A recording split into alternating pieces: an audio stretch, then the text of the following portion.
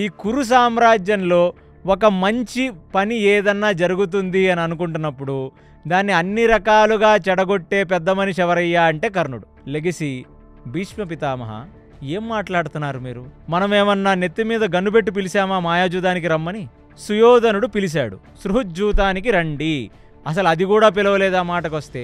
సుయోధనుడు ఏమన్నాడు? మీ మయసభ మేం చూడటానికి వచ్చాం, మేము మండపం కట్టాం మణిసభని, మీరు రండి అన్నాడు, వచ్చాడు. సృహుజ్జూతంలో పాల్గొమన్నాడు, పాల్గొన్నాడు.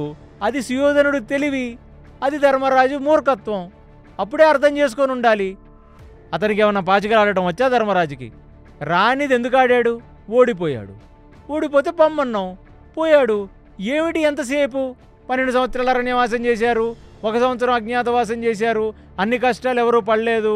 ఏంటి భూప్రపంచం మీద ఎవరూ కష్టాలు అనుభవించనట్టు పాండవులు మాత్రమే కష్టాలు అనుభవించారని ఎందుకు ఆ పక్షపాతపు మాటలు మాట్లాడతావు అని ఏ డైలాగు లేని కర్ణుడు ఆ సభలో లెగిసి మాట్లాడితే ఇప్పుడు భీష్ముడికి నిజమైన బీపీ వస్తుంది. ఇంతకుముందు ఉత్తర గోగ్రహణంలో ఆయన భీష్ముడు నన్ను చూసి మన్నించవలసినది చిన్నపిల్లలు వీళ్ళకి తెలియదని అన్నాడు.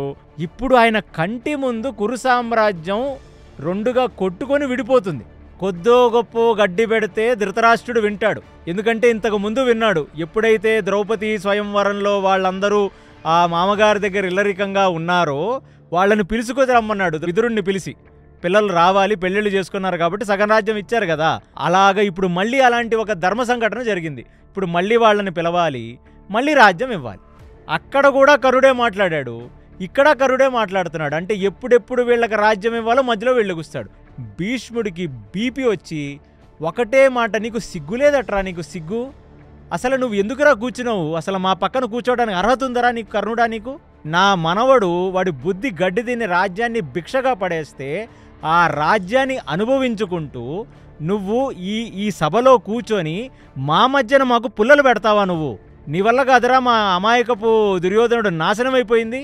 నువ్వు చెప్పిన మాటలు విని కాదరా వాడు నాశనం అయిపోతుంది. ఎప్పుడు పోనీ నువ్వేమన్నా పెద్ద పీకుతావంటే మొన్నటికి మొన్న 4 రోజుల ముందు ఉత్తర గోగ్రహణంలో 2 తమ్ముళ్ళు నీ కళ్ళ ముందు చచ్చిపోతేనే నువ్వేం చేయలేదు. నువ్వు కాపాడుతావా దుర్యోధనుడిని?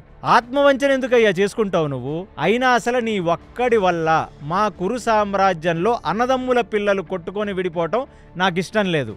కాబట్టి నీలాంటి నీచుడి సభలో కూర్చోడానికి అనర్హుడు అని ఖచ్చితంగా తేల్చి కర్ణుడు ముఖం మీద చెప్పేస్తాడు.